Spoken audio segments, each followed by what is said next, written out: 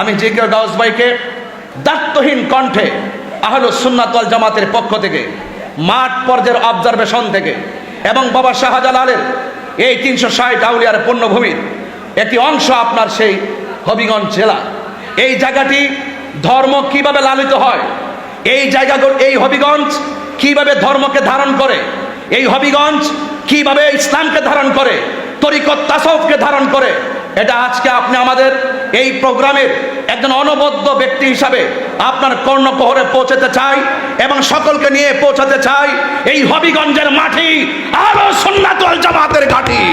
যারা আমাদের কণ্ঠকে রুদ্ধ করতে চাই তাদেরকে আমি পরিষ্কার ভাষায় বলতে চাই, ইন্নাল্লাহা ইউমাহিলু ওয়ালা ইয়ামহুল, আল্লাহ ছাড় দেয় কিন্তু ছেড়ে দেয় না। আজকে দেখা যায় আমরা যখন রাস্তায় ধর্মের কথা বলি, শান্তির কথা বলি, এক শ্রেণী মানুষ আমাদের কণ্ঠকে রুদ্ধ করার জন্য চেষ্টা করে। আমরা খুব ভালো করে জানি যে চেষ্টা তারা করবেই, হক এবং বাতিল থাকবেই, এরপরও আমরা ভীত নই।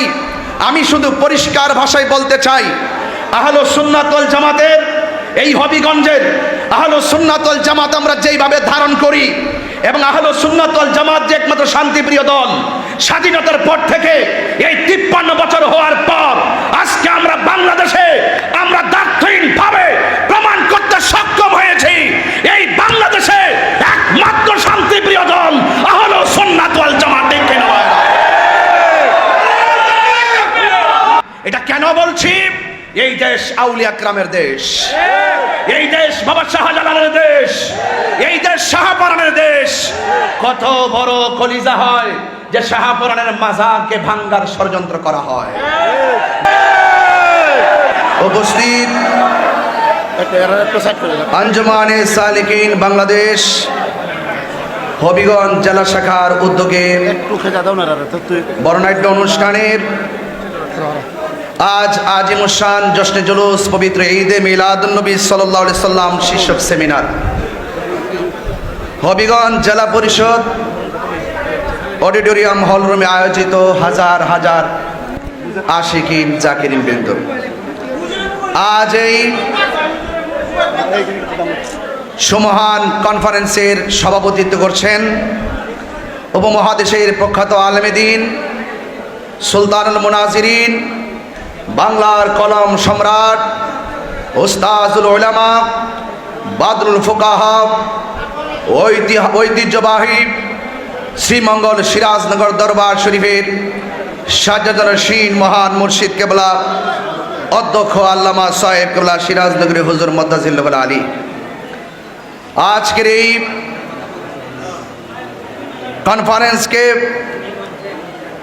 সুদূর চট্টগ্রাম থেকে অনেক জার্নি করে উপস্থিত হয়ে আজকের এই প্রোগ্রামটিকে আলোকিত করেছেন।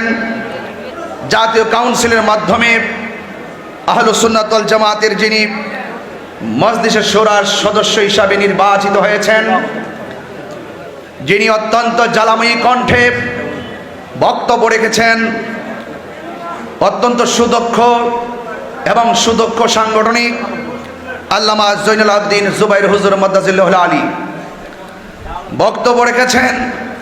মজলিসে শূরার সদস্য এবং সুদক্ষ রাজনীতিবিদ আল্লামা সৌম আব্দুস সামাদ মদ্দাজিল্লাহুল আলী বক্তব্য রেখেছেন। আমার ভাই আঞ্জুমানে সালিকিন বাংলাদেশের সম্মানিত চেয়ারম্যান আল্লামা মুফতি শেখ শিবির আহমদ সিরাজনগরী মদ্দাজিল্লাহুল আলী বক্তব্য রেখেছেন। আঞ্জুমানে সালিকিন বাংলাদেশের সাংগঠনিক সচিব আলহাজ মাওলানা আলী মোহাম্মদ চৌধুরী সাহেব। আজকের মাহফিলের পরিচালনায় আঞ্জুমানে সালিকিন বাংলাদেশ হবিগঞ্জ জেলার সাধারণ সম্পাদক জনাব শেখ ফারুক আহমদ ভাই।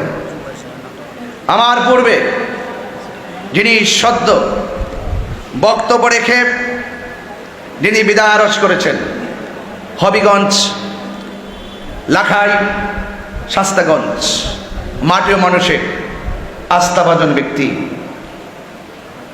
আমার অত্যন্ত শ্রদ্ধেয় জনাব JK গাউস ভাই সহ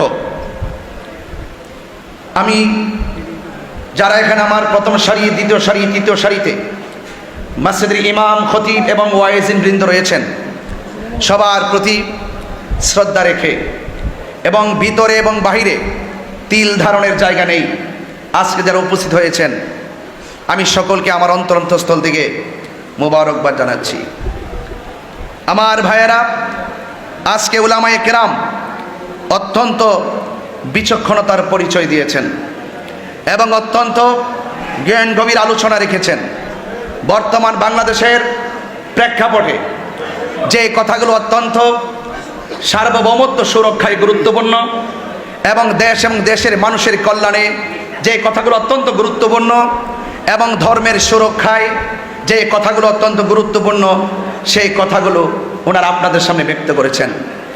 আমি সবার বক্তব্যের সাথে একাত্মতা পোষণ করে আমি শুধু এতটুকু বলতে চাই, আহলে সুন্নাত ওয়াল জামাত পাড়ায় পাড়ায়, মহল্লায় মহল্লায়, ঘরে ঘরে এই ইসলামকে তারা সুন্দর করে ধারণ করে এই পর্যন্ত এসেছে।